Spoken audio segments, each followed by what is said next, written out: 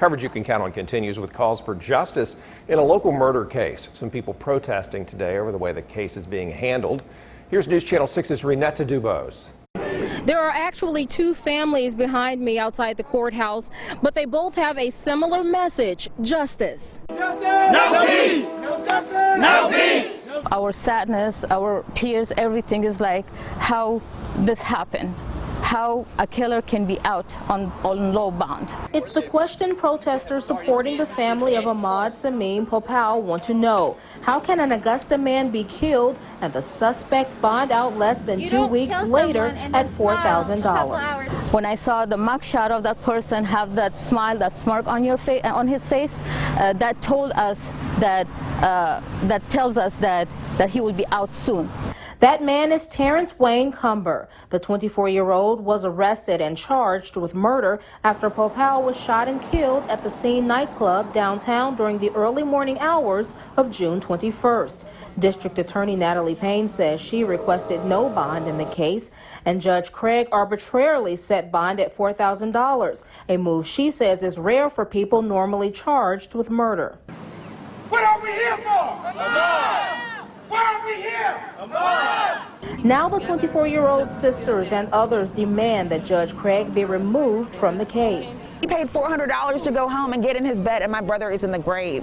So to give somebody $4,000 for a murder charge is a slap on the wrist. When you got men out here who drug charges are getting $25,000, $500,000 or nonviolent charges.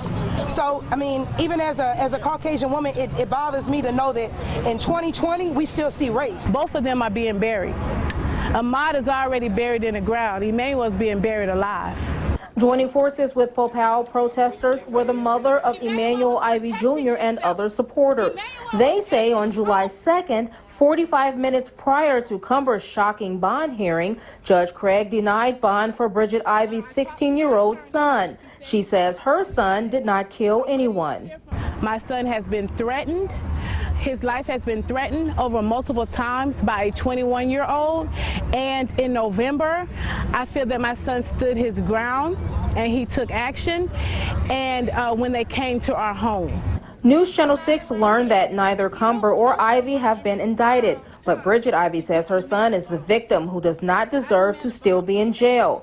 And they have threats on video prior to him shooting two of the three men. Judge Danny Craig looked me in my eyes, and everything that I'm telling you, I told him. I explained to him that my son is 16. I explained to him that my son never got in trouble.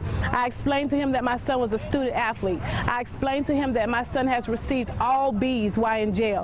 Whether it's Ahmad or Popal or Ahmad Arbery, there seems to be a double standard of justice when it comes that the victims are people of color. We see that people of color get more severe sentences than when the perpetrator is white. Now, after speaking with family members for both Popal and Ivey and supporters as well, I went to Judge Danny Craig's office, and he did tell me directly that judges are not allowed to speak on pending investigations, but we will continue to follow both stories. In Augusta, Renetta Dubose, WJBF News Channel 6. Back to you.